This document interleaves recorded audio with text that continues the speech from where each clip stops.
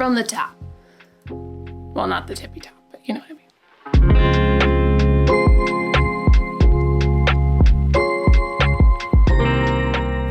Okay, so one of the things I've noticed about our desire to create good notes, character journals, and session summaries is how overwhelming it can feel. You may be afraid of mistakes, have zero idea where to start, or worry the whole thing is starting to feel more like a chore to keep up with. Personally, I am addicted to finding ways of executing good ideas as sustainably and as manageably as possible. So today, I want to help you in 3 parts. 1 is to easily gain clarity about your priorities and constraints. 2 is to collect session notes in a way that works best for you. And 3, I want to show you an example of translating rough notes into a more efficient, minimalist, search-focused archive that you can either use as is, build upon, or keep as shorthand for later use in more involved immersive creations like diary entries when you have the time and space and desire to be creative like that, rather than feeling any deadline pressure for next session. And I just want to say that I've monetized this video, so there will be ad breaks. If you have an ad blocker, that's fine, I don't mind at all. But if you do have it off, there will be 2 ad breaks in this video, one near the end and one right now.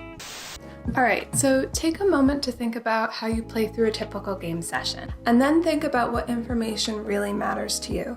With this in mind, we can define our priorities. So here are my priorities as an example. Because my group recently started to take turns recapping last session from our character's point of view before the game starts, I want my session summaries to be in my character's point of view and emotions and be succinct and in full sentences to read during recap. I don't want to take too much time recapping, I just want to capture the important story beats and emotional moments so our memory gets jump-started and then we can start playing. I also want these summaries to be easily searchable for me because I like to be able to find the answers to questions and it makes me feel better prepared. And I think while this is on my mind, that means that making them digital summaries will also be important, as it's much easier to search through for me. My other priorities are low stress and minimizing time cost. Acknowledging what you want is like shining a light into the darkness. I don't care much about making this into a character diary, for example. It's not my motivation for doing this, nor do I want to spend a lot of time or effort in making this session recap. In fact, I want to spend as little time as possible to complete this task while making the end result as good as possible for my needs and the needs of my table. The next step is to identify any constraints or responsibilities. Anything that feels like something you have to work around. Maybe you have to go to work early the next morning or find it very difficult to listen and write at the same time during game. Are you forgetful? Are you prone to procrastination, distraction? Do you thrive with structure? Do you tend to become obsessive over details? For me, it's write down weird names in session. I actually have a pretty good memory, so often I won't need to write much down, but I definitely have to write down names or I will probably forget them. I need to wait till tomorrow. We game in the evening, so I get home late. I need to write down the summary the next day. I need to be strict with myself in order to get it done or I'll procrastinate, and if I was relying on my memory, then it'll be much harder to recall things if I wait. Giving myself the structure is important. So take the time to make your own unique list and don't overthink it. Once you have the information in front of you, it'll all feel much more manageable. You'll realize other things you care about and you can more easily make smart decisions that align with your happiness. Once you have clarity, now you need to remove every barrier between you and jotting down a note. No flipping pages, no app tabs, no color codes, no using your scrap paper as your makeshift snack plate. Have that piece of paper right next to you or an always open and waiting app at the ready. All you have to do is pick up a pencil or type a quick bullet point of 1 to 2, 3 words. That's it. Don't worry about grammar. Spell things phonetically. Use shorthand symbols, letters, a smiley face, an angry frown. This shouldn't be pretty. All that matters is that you understand what you mean and that it's fast. You might be surprised how little information you actually need to create an understandable session note for yourself. The goal is to figure out that limit so that you can spend more time engaged in the game. This seems like a good time to mention that if you ever feel overwhelmed with the idea of taking notes in game or have a fear of forgetting important information, I do have a few ideas I'm going to share next for how to tackle this. However, This is your life. You're playing a game. Remember, the goal is to enjoy yourself. Figure out your comfort zone and where your skills shine.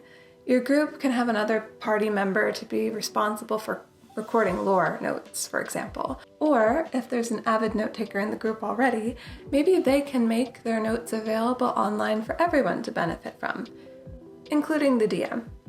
You could use those as a springboard for tidy summaries or immersive ones that you could then make available to the party. Play to your strengths, be who you are, and lean into steps that can make your life easier.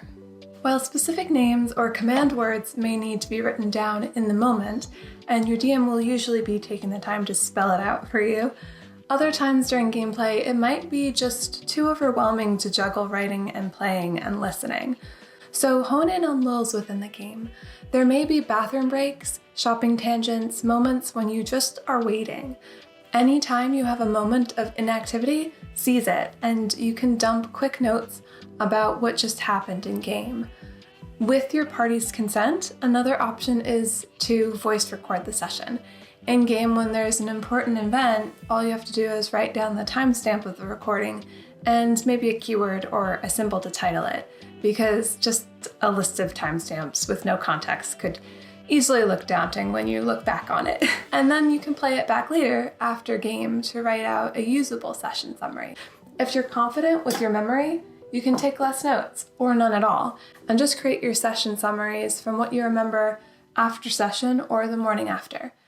This is what I do most of the time. I'll just have 1 or 2 words in sequence so I can remember the order of events a little bit better for my session summaries.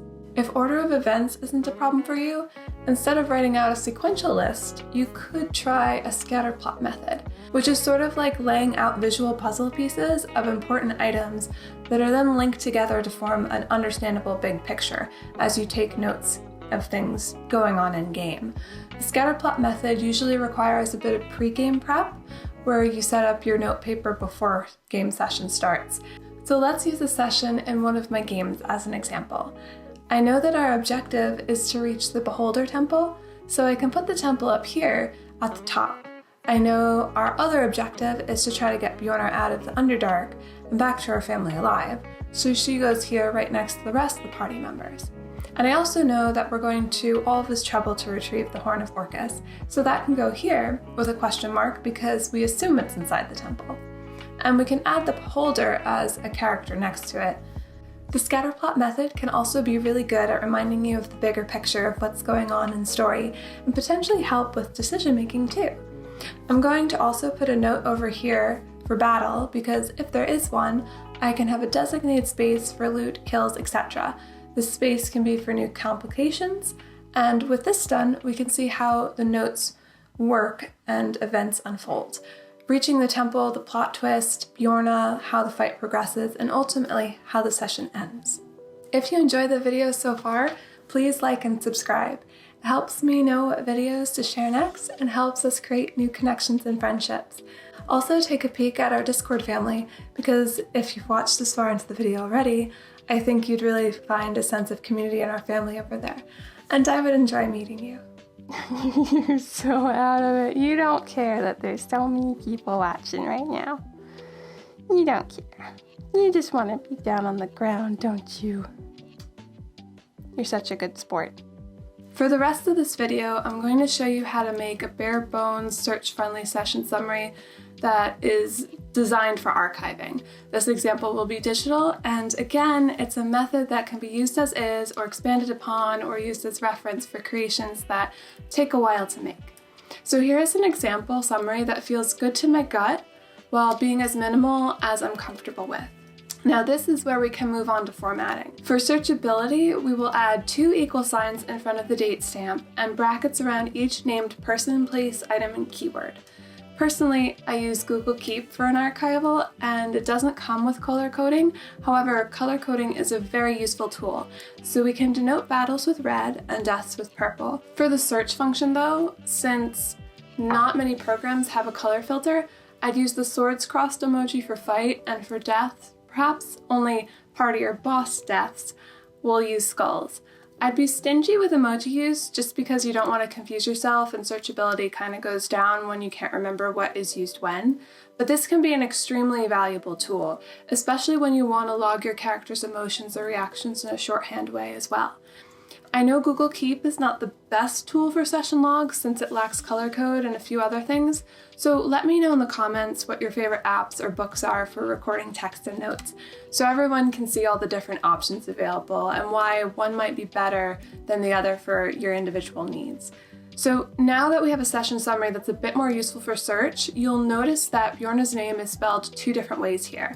Accidents happen and sometimes we don't know the right way to spell a name. This is why using brackets is useful because when you search bracket B or bracket BY, the computer or phone will help us just jump to those important names that start with B rather than going through every word that starts with B. We all have different motivations and desires for our D&D games, as well as in our own lives.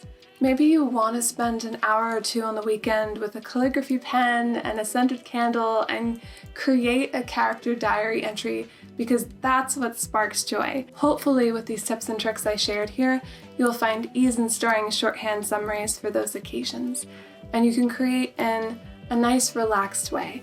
And for those of you that just want session summaries that are purely functional, hopefully these little tips and tricks will also help you. Modify your system as needed as you learn what's working and what's causing you frustration. This circles back to understanding and accepting what your priorities and constraints are. We often make things hard on ourselves, striving to reach idealistic goals and judge ourselves when we don't measure up.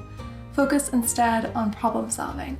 Your goal is to enjoy the success of accomplishing a task you wanted to complete and making it easier and easier to do so. So, what kind of note taker are you? What kind of session summaries do you want to make? And have you been holding back because you're afraid of ruining journals and notebooks?